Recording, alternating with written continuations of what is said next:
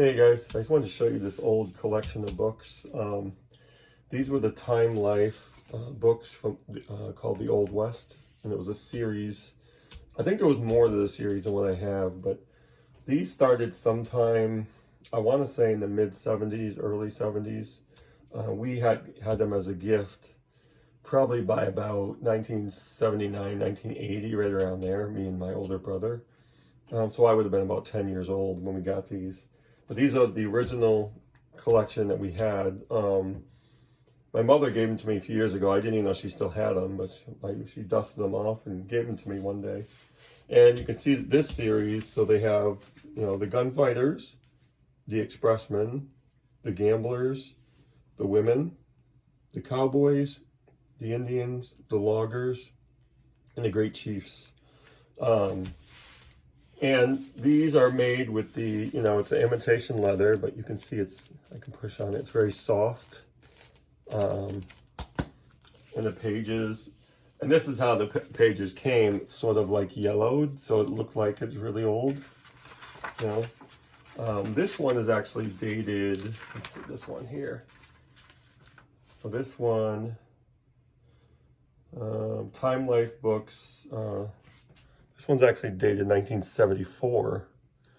So these came along pretty early. This book here specifically is, it's broken on the binder there. But it gives you the table of contents for everything.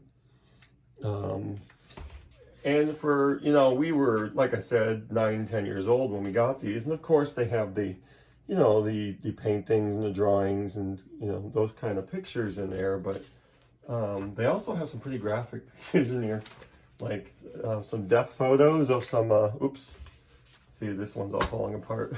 But that's pretty graphic, I mean, for a kid. So the first one says a face wound and a great engraver ones under the sheet mark the finish of the train robber Cole Estes.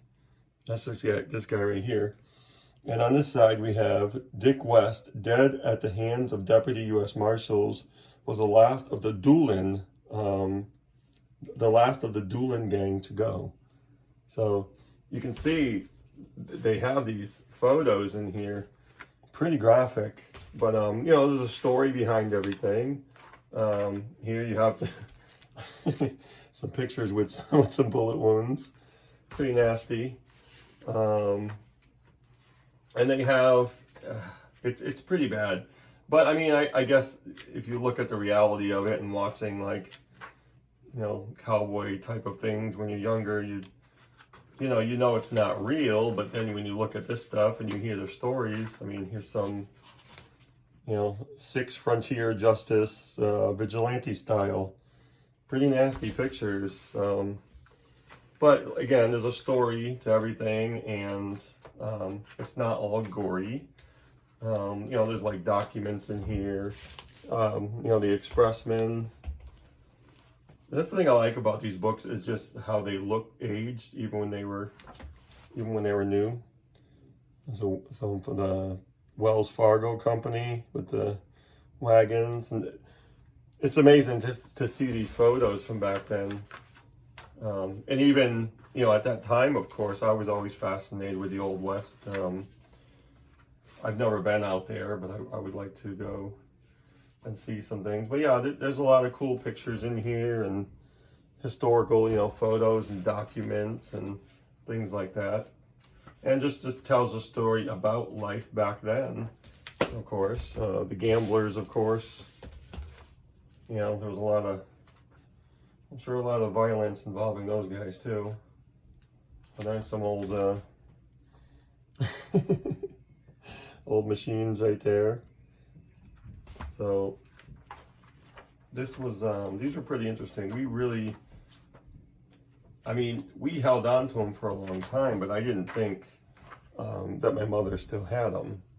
She had them in a bookcase, sort of like a bookcase, but they're hidden away. The women, of course.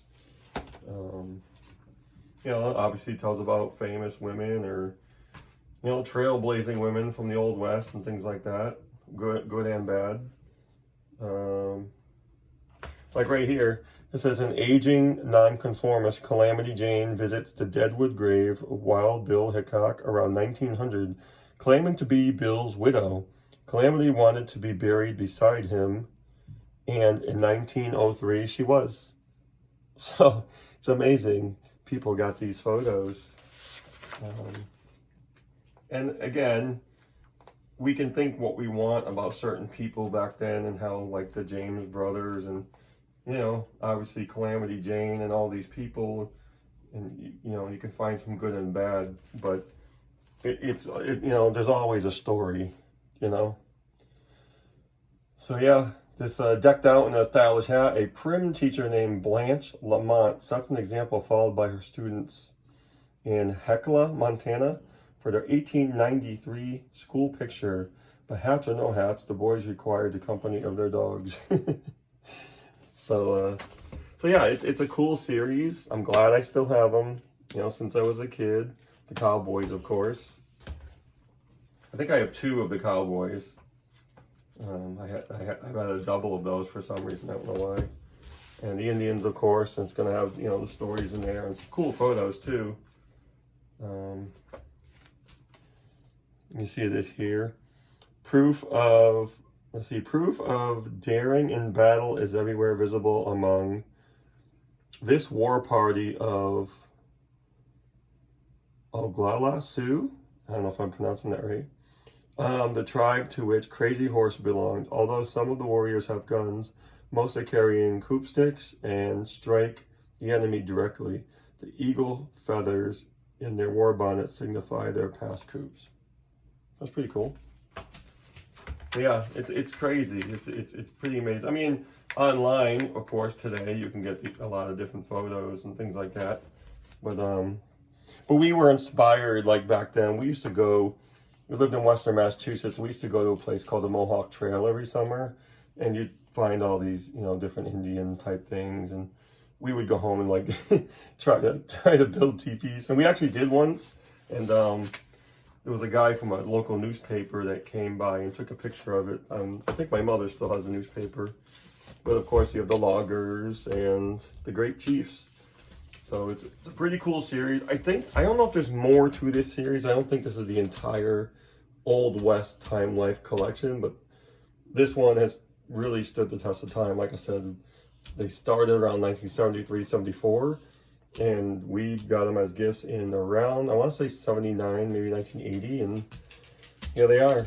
They're still going. They're a little musty smelling, but they're, for the most part, in pretty good shape. There's one where the binder is kind of loose, but for the most part, very nice. So I just wanted to show you guys these. And I don't know if anybody has any of these. Let me know if you have any of the, you know, if there's any more to this specific collection of the Old West. But I think it's pretty cool. I think it's pretty cool that my mother held on to these for that long. Pretty incredible. I mean, that was, like I said, 1980, and here we are. So I'm keeping them in a closet, like in a nice dry place where they'll survive, you know. So yeah, so let me know, like I said, if you've seen them, if you had them, if you still have them, and I'd like to see them. Maybe make a video and show me your collection. All right, take care.